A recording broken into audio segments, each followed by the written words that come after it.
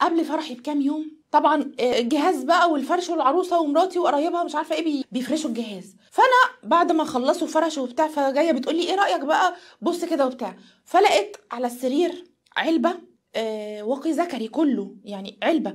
فانا للوهله الاولى قلت ايه لا هي اكيد يعني جايباها فيها حاجه تانية، بس يعني خلاص من قله العلب جايه تحط حاجتها او حاجتها الشخصيه في علبه زي دي. بس هي اتصدمت يعني اول لما دخلنا الاوضه ولقت العلبه انها نسيت تحطها في المكان بتاعها او نسيت تخبيها، راحت واقفه كده ومخبياها بايديها على السرير. فانا عملت نفسي ايه ما خدتش بالي عشان ما احرجهاش، وراحت واخداها بسرعه وحطتها في الكومودين وقفلت عليها. فانا بينت لها وقتها ان انا ما خدتش بالي وعادي وما بينتش ولا اي ملامح على وشي ولا اي حاجه خالص، وسكت على كده والدنيا تمام. وانا نسيت اصلا الحوار، يعني كان الفرح بعديها 3-4 ايام ونسيت القصه دي نهائي. اللي هو ايه لو كنت فاكر طبعا كنت طلعت فتحت الشقه بقى بعد ما مشيوا وفتحت العلبه وبصيت فيها وهكذا. ما هو التوتر اللي هي عملته ونوعيه الحاجات دي لازم هشك ولازم اعرف فيها ايه. بس انا من التوتر بتاع الفرح واللهوجه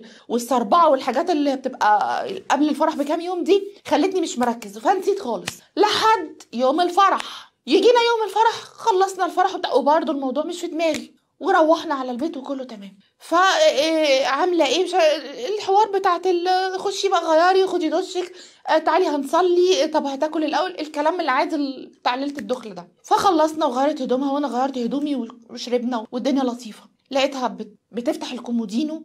انا مع فتحه الكومودينو اللي هي خبت فيه الحاجه افتكرت، فبقيت ايه انا مستني هي هتطلع ايه يا ربي ده هي خبت العلبه في الضرفه دي. لقيتها فعلا راحت فتحت العلبه وراحت مطلعه لي منها هو اكياس كده صغير وراحت مطلعه لي منها واحده. فانا قلت لها ايه ده قالت لي لا ده احنا هنستخدمه، هو مش كل الرجاله بتستخدمه؟ فقلت لها لا يا حبيبتي مين اللي قالك ان كل الرجاله بتستخدمه؟ مفيش الكلام ده، وبعدين دي ليله دخله يعني حتى لو في رجاله بتستخدمه او متعوده عليه مش انا مش هستخدم الحاجات دي. ولو في ليله الدخله يعني هيبقى من غير برضو الحاجات دي لو متعود يعني هيبقى فيما بعد لكن مش في الدخله. فلقيتها كده قالت لي لا اصل مش هينفع. قلت لها ليه بقى مش هينفع؟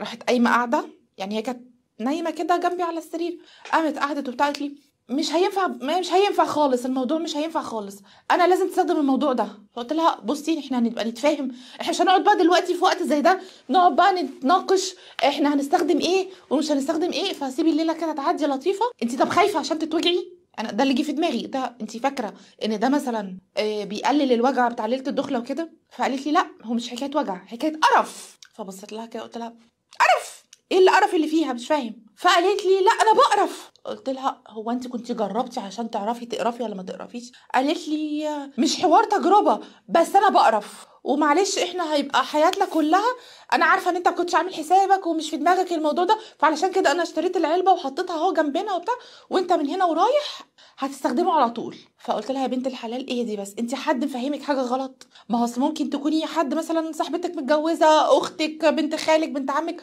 وصلوا لك حاجه او معلومات غلط. فقالت لي لا انا محدش وصل لي حاجه بس انا في العموم انا بقرف. قلت لها طب هنفكر في الموضوع بطريقه تانية، انت هتبوظ علينا ليله الدخله وهتبقى ليلتنا سودا وشكلها جوازه زفت من الاول. طيب سيبك بقى من حوار القرف، احنا هنخلف ازاي يا حبيبتي طالما انت مش يعني هتفضلي طول حياتك بنستخدم الكلام ده، احنا هنخلف ازاي؟ قالت لي لا عادي ما نخلف حقن مجهري. فقلت لها بقى انا يبقى عندي الحاجه الطبيعي واروح اكلف واصرف في حقن مجهري علشان حضرتك بتقرفي؟ انت عندك معلومات غلط على فكره.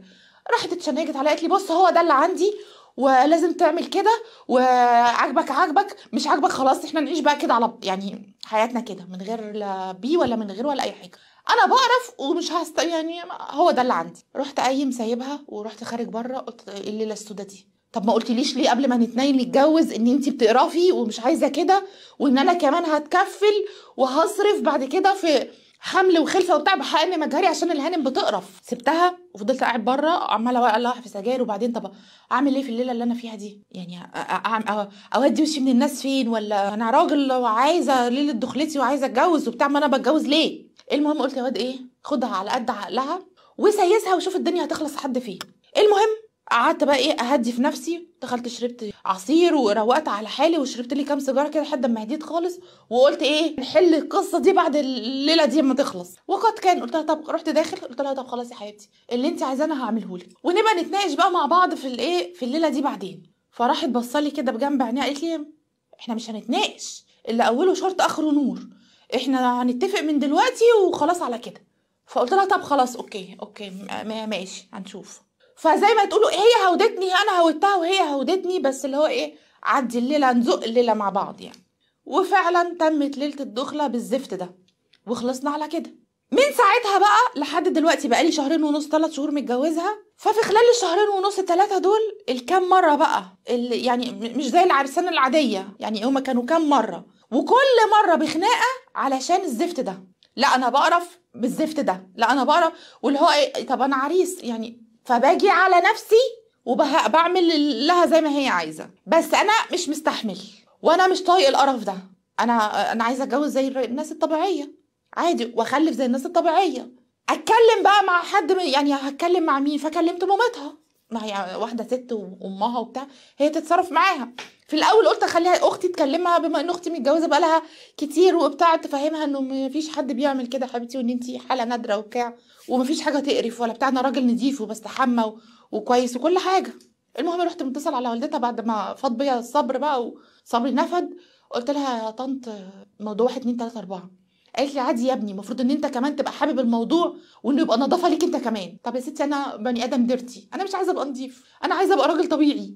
فحاولت افهمهم ان بيولوجيا وجسمانيا وصحيا وعلميا انه ده احسن للست، انما ما نستخدمش الحاجات دي. قلت لها يا حاجه يعني علميا اسالوا دكتور، اسالوا دكتور، بس انتوا هي عشان بتقرف وخلاص. بس والله الموضوع نفسيا وصحيا وجسديا وحاجات كتير قوي، ده هيخليها في حته تانية، ده بيودي مود الست في حته تانية، وربنا خلقنا كده. طب خدي بنتك وروحي للدكتور واسالوه. حتى يا ابني لو رحنا للدكتور وسالنا هي بتقرف خلاص، صحيا بقى بيولوجيا نفسيا هباب هي بتقرف، فخلاص مشي حالك على كده. مشي حالك ايه ونيلة ايه. وقفلت التليفون على كده. ومن يومها لحد دلوقتي الهانم هي كده ما بترضاش، ونو واي بقى خلاص انه ما يحصل الموضوع غير كده. فانا دلوقتي اخدها بقى من قصرها واطلقها واشوف واحده. طب كنت قولي لي قبل ما اتجوز، يعني عرفيني انك هتعملي كده، كنت يعني وافقت بقى على الجواز او ما وافقتش وخلصنا. لكن هتحط قدام الامر الواقع ويقبل ومفيش حل تاني. فهي لا، هو ده اللي عندي. فوضعي بقى زي اللي انا فيه ده اعمل فيه ايه؟ اطلقها واخلص؟ في ستات كده يعني حتى لو فرضا كده بتبقى مره ومره. وبعدين زي ما قلت لو راجل مقرف او راجل قذر او راجل مش نظيف ماشي ليكي حق، لكن مفيش حاجه من الكلام ده. وبعدين زي ما قلت طب افهمي انه صحيا الحاجات دي بترجع عليكي بتاثيرات وحاجات، طب انتوا فاهمين طبعا وبتستفادي، فليه تمنعي حاجه زي كده انها تحصل لك يعني. فانا دلوقتي مش عارفه اعمل ايه. وحاولت ان انا اخدها الدكتور يفهمها او يشرح لها، يقول اللي يقوله انا بقرف. فقولوا لها انتوا بقى فهموها وانا اتصرف معاها ازاي. وفهمت ولا ما فهمتش دي الحل معاها ايه؟ هل انفصل من اول الجواز كده واخلص؟ لان طبعا انا عايزه اخلف، فمعنى ان انا اخلف مره واتنين اروح ادفع فلوس قد كده في حاجه في عمليه وانا في ايدي الطبيعي؟ فدي الحل معاها ايه؟ الموضوع محرج طبعا جدا. اصلا يعني هي مخطوبه لك هتقولك ايه؟ هتقولك انا بقرف فانت هتستخدم كذا كذا كذا كذا. هو كان ممكن تقول لحد يقول لك، او مش عارفه بصراحه ان دي حاجه كان لازم تتقال او ما تتقالش، بس بما انها بتعمل مشاكل فكانت لازم تتقال. زيها زي اي حاجه، زي واحده مثلا لا انا بص انا قرعه، لا بص انا عندي مشكله في حته معينه، عندي بقع في جسمي في حته. فانا مش عارفه دي كانت المفروض تتقال ولا ما تتقالش. دلوقتي بتحصل مشاكل على اسباب وحاجات عبيط، يعني من وجهه نظري بلاقيها عبيطه. فاللي هو عبيطه مش عبيطه، قولوا يا جماعه كل اللي عندكم قبل ما تتجوزوا.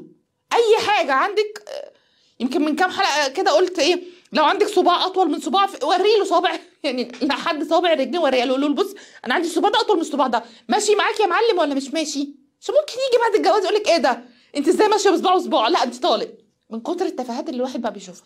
بس طبعا في مواضيع تانية بتبقى لازم يتعرف، زي الامراض مثلا ولا الحاجات دي، لازم نبقى صراحه فيها وايه وواضحين. دايما بقول اقرب طريق للراحه الصراحه. في حالتك بقى دي تعمل ايه؟ يا هتتقبل الموضوع يا هتطلقها، يا هتعمل زي ما هي عايزه. انت بقى مش قادر تعمل كده وعايز تبقى راجل طبيعي وبتتعامل عادي، فانت مش قادر. فاقول لها لا انا الوضع ده بالنسبه لي مش هستحمله، وكل واحد يروح لحاله. لان هي واضح ان هي مصممه وان هي فعلا الموضوع بيسبب لها اذى نفسي او بتقرف منه. فخلاص انت هتعمل لها ايه؟ مفيش حاجه في ايدك تعملها لها، مش هيبقى بالاكراه او بالاجبار. عايز توديها لدكتور يقنعها ويفهمها انه دي حاجه كويسه، وانه طالما جوزك نظيف انت خايفه، لو خايفه من امراض او ايا كان هيقنعها ويفهمها. مشي الحال واقتنعت وعاشت حياتها كان بها. لان في ناس بتبقى فعلا كده في الاول لا بتعرف وبتاع، بس مع الوقت بتتعود على جوزها وشايفه ان هو راجل نظيف وراجل كويس وبتاع، فلا بتبقى كويسه وزي الفل. فانت جرب كل المحاولات، فشلت خلاص لا يكلف الله نفسا الا وسعها. انت مش هتقدر تعيش معاها على الوضع ده. وطبعا حوار الخلفه بقى ده حوار تاني، لان ممكن تيجي هي تقول لك ايه، تقول لك لا خلاص انا هعمل انا على حسابي لو انت خايف من المصاريف وبتاع انا هعملها على حسابي. ممكن من وجهة نظري حاول معاه كل المحاولات، علشان خراب البيت مش بالسهل، وهي يعني عروسه ولسه جديده فهتخرب بيتها من اول جوازها كده بالطريقه دي. ربنا يهديها، ربنا يهديها. بس وارد يعني حالات زي كده وارده جدا. حاولوا تساعدوا بقى انتوا كمان برايكم. انا مش عارفه افيده قوي برضو في النقطه دي، بس اللي مر بتجربه زي كده ممكن يفيدوا. المهم خلصت حلقتي النهارده. اللي عنده اي مشكله وحابب يعرضها بنفسه يسيب لي رقم تليفونه، واللي حابب اعرضها بالنيابه عنه يبعتها لي فويس مسج او مكتوبه. باي باي.